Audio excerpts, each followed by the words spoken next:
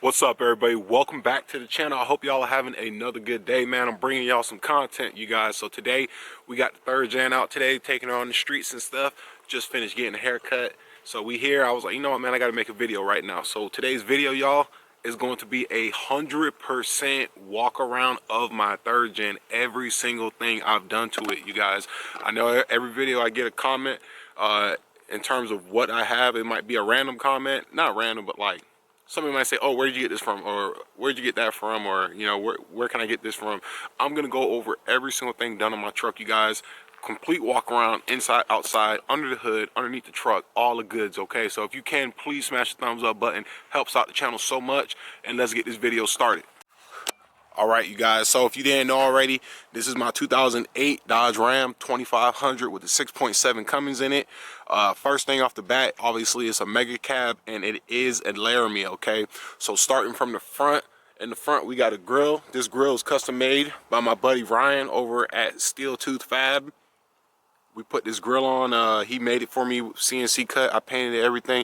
He put this grill on or set this up with me, man. I love the way it looks. It's different. I don't see anybody else with it. This is a one-off grill. I'm extremely happy with it. I will be taking it off soon because my paint job kind of went a little sideways with it. I don't know what happened with it, but we're going to be taking it off, stripping it, and powder coating it to make it more durable, okay? Next thing we got, y'all, a lot of y'all know about this. We already got the Alpha Rex, the Nova series headlights. These suckers are bad. This video, y'all really love this video. When I made it, I dropped the video content on it, man. These headlights are amazing. 100, when I say 100%, I mean 100% plug and play. You don't have to splice nothing. Legitimately get the connectors, plug them in, and you're done. Awesome headlights, very bright at night. The output, if you guys aren't, if you haven't seen the video, I'll put the card up somewhere or something, but I highly encourage you to check that video out. Alpha Rex headlights, some of the dopest headlights on the market, but I love them. Okay, now a lot of y'all asked me about my sport bumper, okay? So being 2008, this came with that bumper, okay? Some people ask me where can I get it from or where did you get it from? This bumper came with the truck when I bought it, okay? I know it's kind of hard to come across, but in terms of where you can get it from, you just gotta hustle, man. Marketplace, Craigslist, eBay. If someone's selling it on the side, you know what I'm saying, that's going to be your best bet because it's real hard to get a hold of these bumpers. Next thing we got is going to be a 42-inch curved aux beam RGB light bar. This sucker is really nice in the morning when I'm driving down back roads that are super dark. Turn it on, it lights up the whole road, even though I don't really need it no more because of these headlights. These headlights are stupid bright, okay?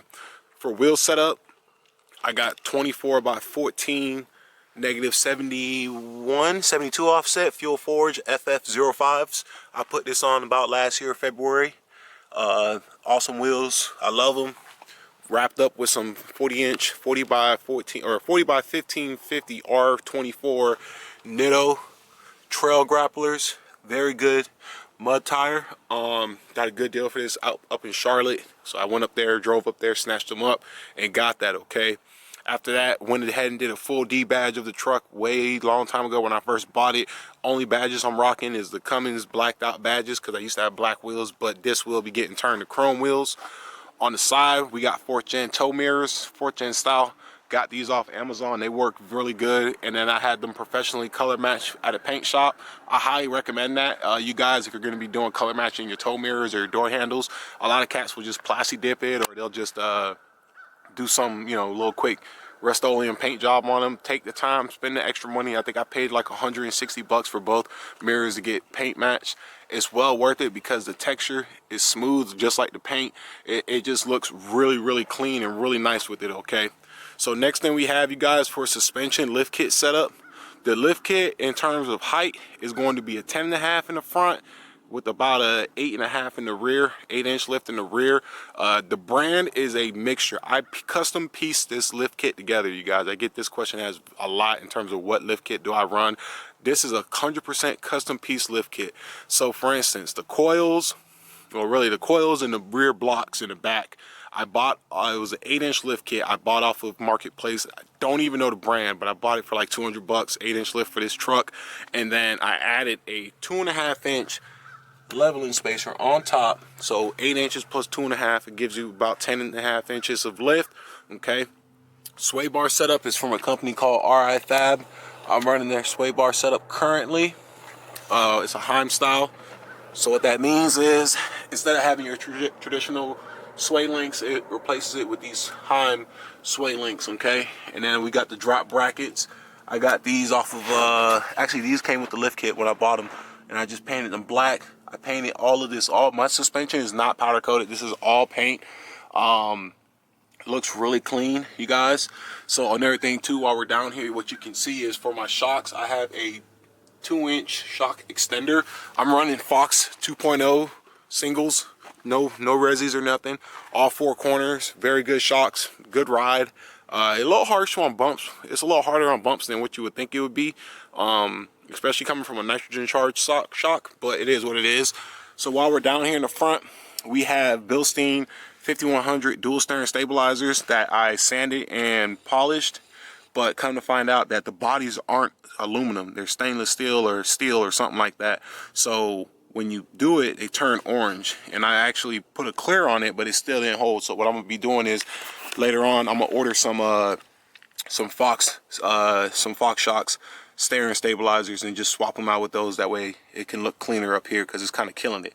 So the shocks are Bilstein 5100s, but I use a Fox BDS steering bracketry because it fits on my steering. So next thing I'm gonna talk about is my steering. So for steering, we have 4th gen style Moog steering. This is called the Moog Problem Solver. You guys, this is a very good investment. I love this setup. My steering is tight. I'm gonna go over all my steering in this video too, by the way. After that, we have a track bar from a company called Core 4x4. I found them on eBay, but they are 100% legit, made in the USA. I think they're based out of like Idaho or California, something like that. But it's a very good track bar. This track bar is good for 0 to 8 inches of lift. But it works great, no play out of it. My vehicle tracks straight down the road, and I don't have any swerving issues or it pulling to one side or anything like that. Highly recommend it if you're looking for an aftermarket track bar. I think I paid about 300 bucks for that one, so it worked out very good. Next thing we have up here that you can see is we have the BD steering brace, okay? So this reinforces your steering box up there, because we come over here by the sector shaft and we have the bearing there. And this thing, that sucker, I tell you, man, this really reinforces the steering. Pitman arm is going to be a 5-inch zone drop pitman arm. Now, if you're saying why is it a 5 inches, because you really can't get anything lower than that in terms of steering. It'll work. You can run a 5-inch drop pitman arm, or I believe up to like a 10-12-inch lift kit, and it'll work fine for you. So just keep that in mind. Next thing we have up here is going to be a redhead steering box. You can barely see it, but you see the little redhead top. Awesome steering box. I have 0 slop in my steering. Like, when I say that, I mean it 100%. I have 0 slop, you guys. Awesome stuff. Next thing we have behind the oil pan, or on the oil pan, sorry, we have the easy drain valve that I acquired from Gino's Garage. It makes oil changes clean. If you're tired of having the oil get on your hand when you drain your oil, get the drain valve. You can get an easy drain valve from Gino's Garage, or you can get the Famuto drain valve off Amazon. They're cheap. They're like 20 bucks. Very good investment, you guys. Highly recommend them. Okay, now while we're down here, I guess I'll show you guys my exhaust setup too. So we have a 5-inch downpipe coming off my compound turbos going back, and eventually when we get back there, I'll show y'all it leads to a 8-inch octagon style tip. Okay, now for long arms and track bars, I'm running RI Fab custom long arms. So I put these long arms on when I did the 10-inch lift on the truck. It works good for me. I like it. I don't have an issue with it, you know what I'm saying? So we got that, and then we come back here, we have the rear track bars for the back, and then underneath for transmission we have a PPE deep dish transpan.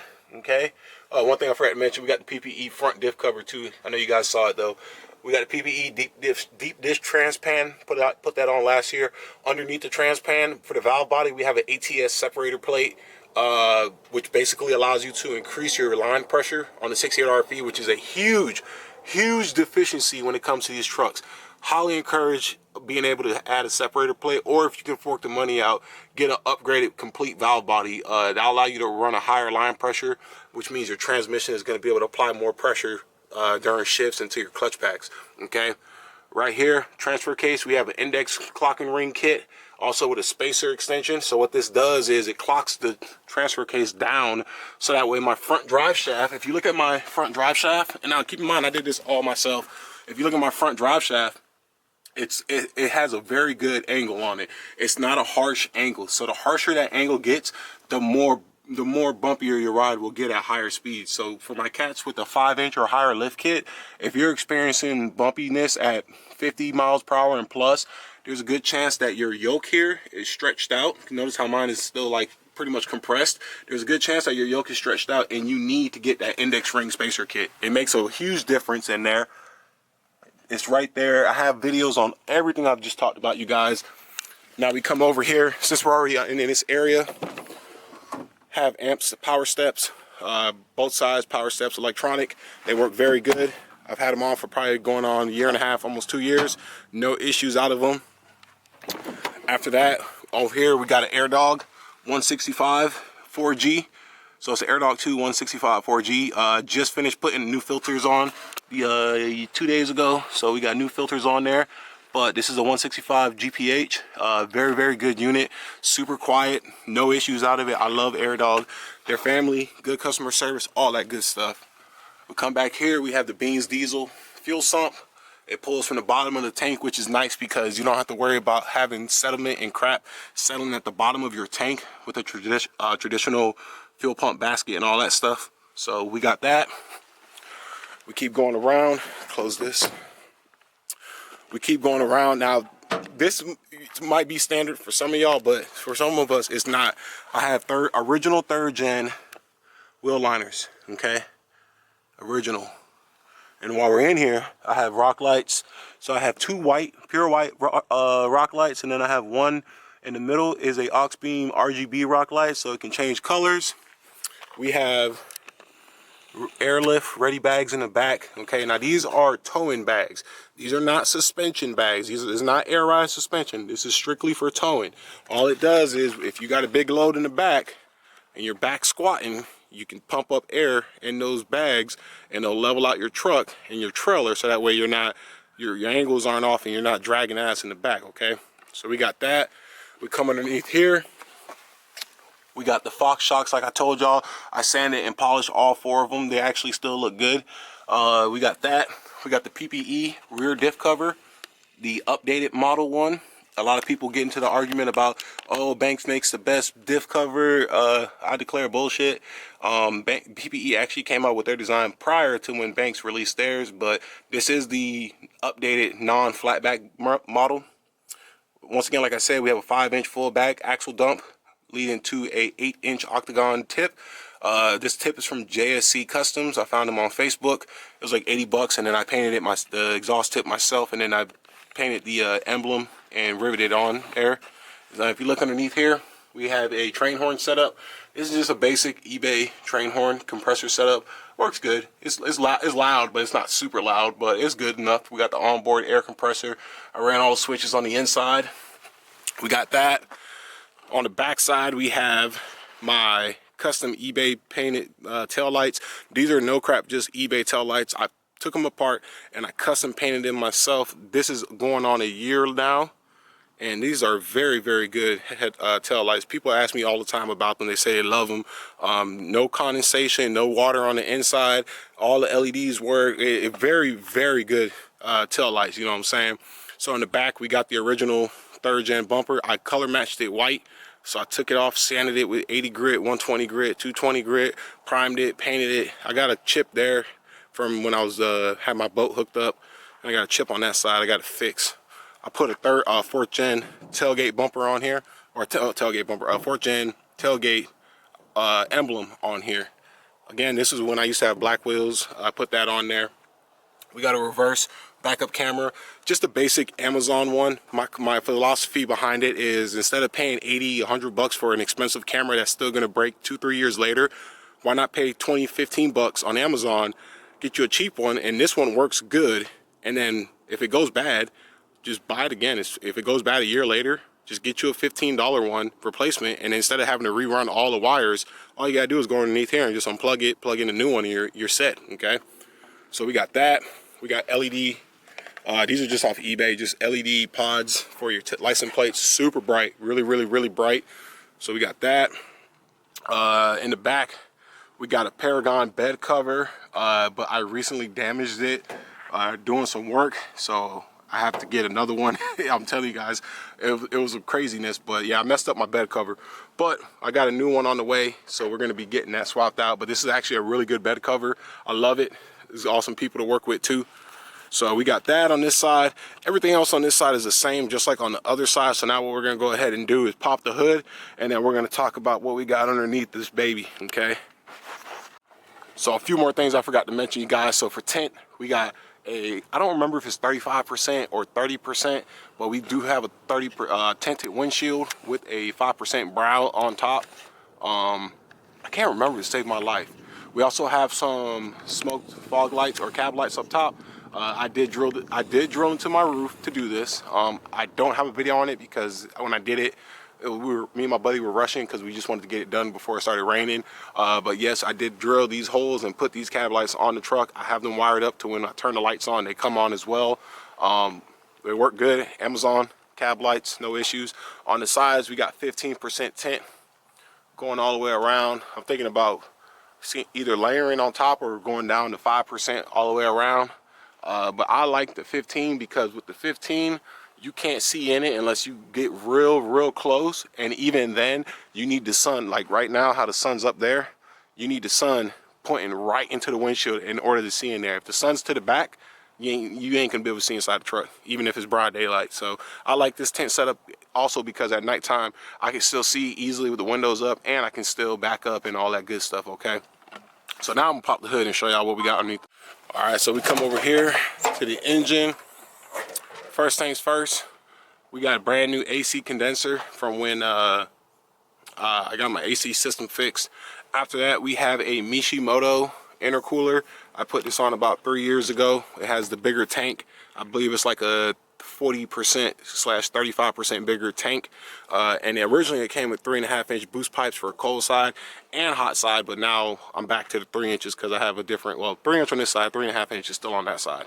All right, so coming over here on the left side, we have the creme de la creme of the truck, the under-over S400, S300 compound turbo setup. So what I have specifically is going to be a S366 SXE over a S480 SXE. You guys can't really see back there, but it's in there though. And then if I come over here on the side to my wheel well, you guys can see the bottom. This is the S480. This sucker is massive. It is a big turbo. With these compounds combined, this thing spools like it ain't nothing, you guys. I mean, this is the joy of my truck right now. I'm gonna be real with y'all. Between the wheels and the compounds, taking my camera mount off, between the wheels and the compounds, man, this is an awesome setup, you guys. Super friendly, tow friendly. I can tow if I want to tow with this all day. If I want to get out, get wild, and somebody tries to size me up, I can do that too. I mean, this is just an excellent compound setup. I did get the covers powder coated Spanish Illusion Fly, or Spanish Fly Illusion, something like that. I got the top one powder coated and the bottom one powder coated. I thought about powder coating the pipes too, but I was like, I like the chrome look on there, okay? Next thing we have is a billet valve cover from Beans Diesel with a billet oil cap. This is a custom valve cover. It says my brand on there, Everything Diesel. I don't know if you guys can see that, but it says Everything Diesel running all the way back. Pure billet valve cover. It does have a baffle included in it, and then I just run a PCV. I got a AN, I forgot what size AN fitting that is, but I just run a little rubber hose off the side so it could breathe, and you know, everything's good, okay? Moving on, we got the PPE dual fueler setup. So what this does is allows me to run a second injection pump.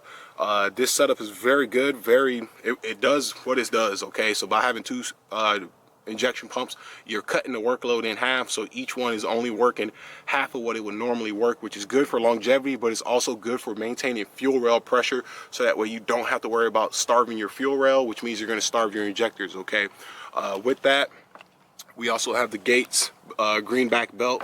Works great. You guys have recently saw the video where I replaced the belt tensioner, and the water pump, so you guys know about that. Next thing we have is just an eBay generic. This is not a pusher brand. It's just a generic eBay 3.5-inch intake manifold. I painted it myself. about 3 years ago. It's time to get that. It's time to get it powder coated, in all honesty. But it's a good aftermarket intake. Fun fact, or if you didn't know, this intake manifold is one of the few, if not only, intake manifold kit that will work with the PPE specifically PPE dual fueler kit. Reason being is because if you look behind the top side injection pump, it's real tight back there. Okay, so if you get a Banks, if you get a Glacier diesel, anyone like that, it's not going to fit. You're gonna have to do some shaving. All right. One more thing about the dual fueler setup: the top side pump is a Duramax LBZ injection pump style. That's just the type they use when it comes to PPEs. PPE doesn't use a 6.7 Cummins, even though they're identical injection pumps. The only difference is the FCA is located differently, I believe. So we got that. Now underneath the valve cover, you guys can't really see it, but we have Smedin I think 103 or 110 or 110s. I think they're 103-pound valve springs, heavy duty valve springs, stock push rods, but we have 50% overstock flux diesel injectors, so about 130 horsepower injectors that we recently put in a couple months ago. The injectors with the compounds with the fueler, this thing is the ultimate tow beast. EGTs are excellent, drive pressure is good, boost pressure is phenomenal. I mean, this truck can do it, man. It can do it all if I wanted to. Granted, I do drive it like a baby. If you come over here, you can kind of see a little bit of the 3.5-inch boost pipe that I was telling you about. So this one came with the Mishimoto kit. Runs fine. I also have a billet brake reservoir cap. Shout out to Beans Diesels for that. Okay, so we got that. We also have a fuel rail plug, which is going to be damn near. All right, so camera decided to overheat. Next thing we got over here, one thing I forgot to mention for the turbos, we also have on the top side only, I still got to get one for the bottom side. We have a Lava T4 turbo blanket for the turbine housing. That actually works really good. I got that off Amazon. It was like 24 30 bucks. You can do what you want to do, but I don't think it justifies spending 120 80 bucks on a turbo blanket. These ones work excellent. They fit perfect.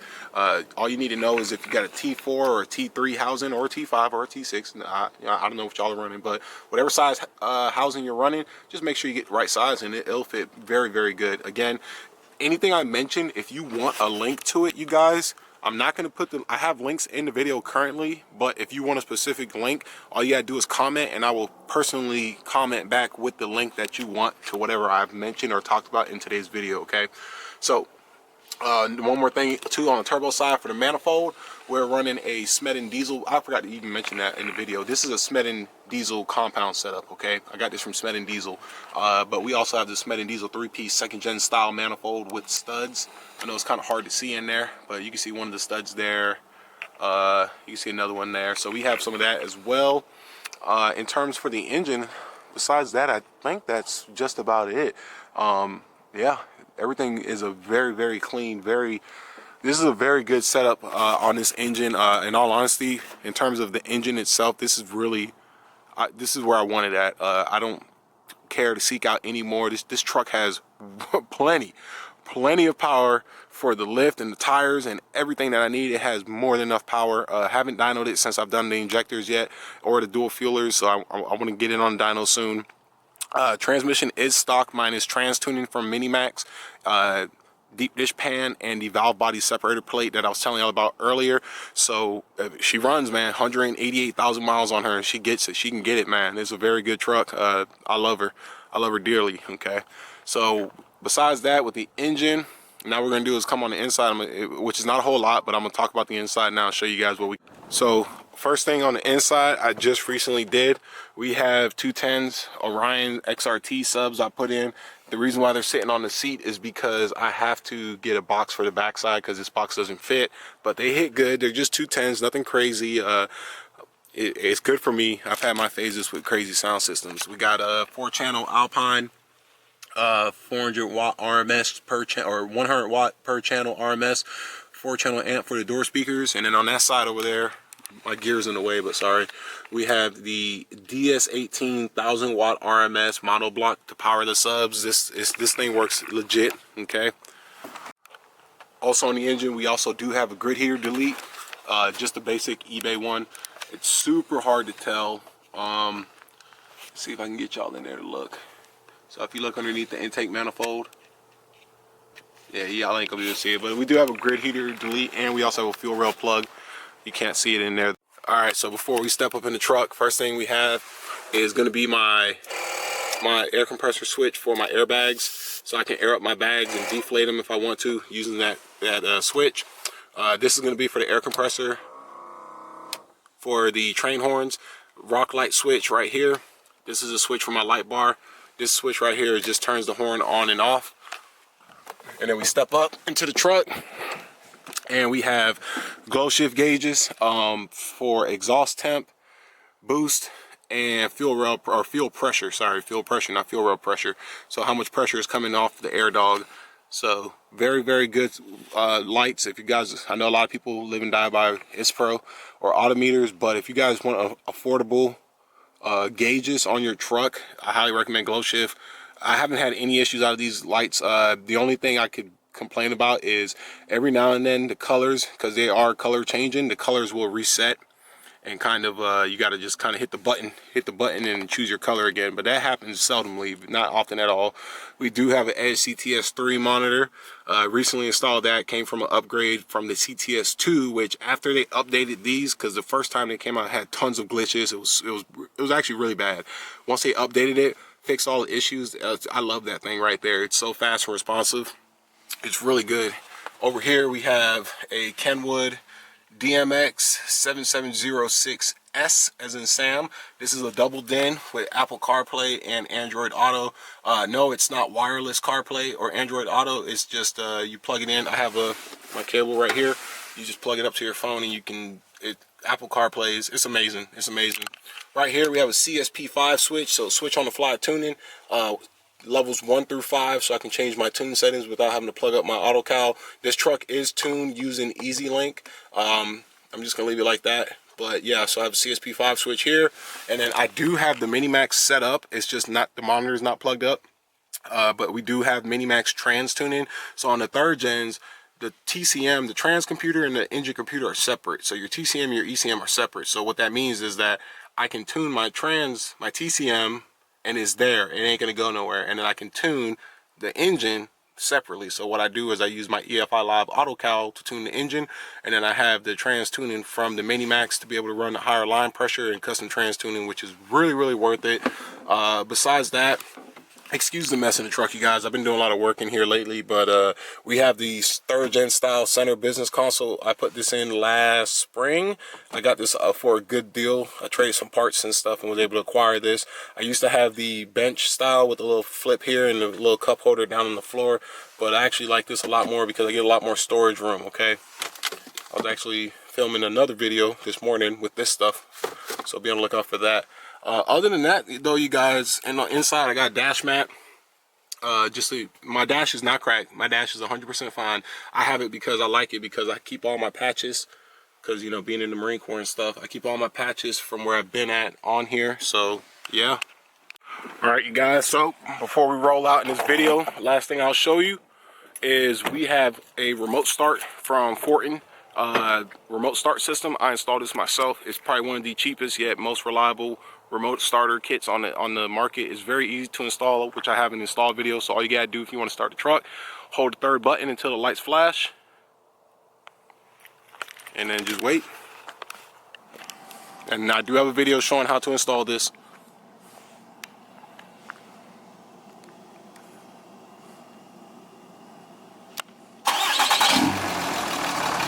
And that's all she wrote. It's real good in the morning. It's good to let your truck warm up before you drive her. To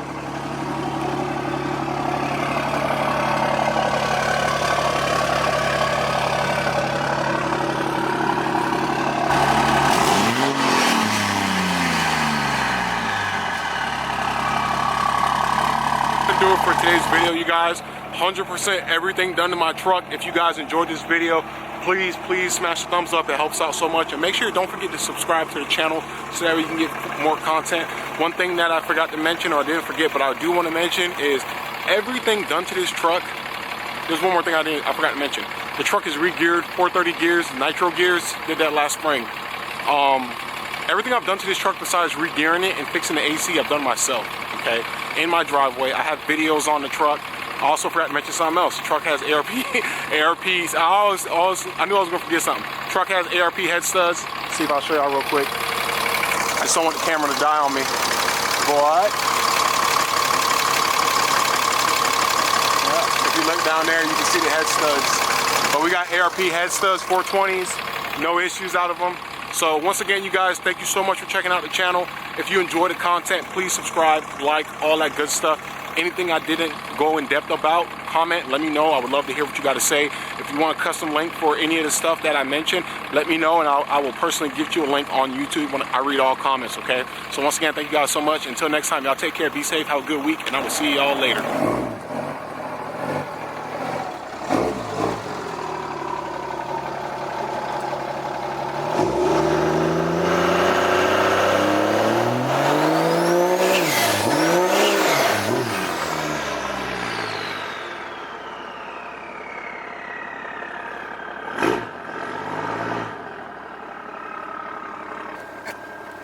What's up, man?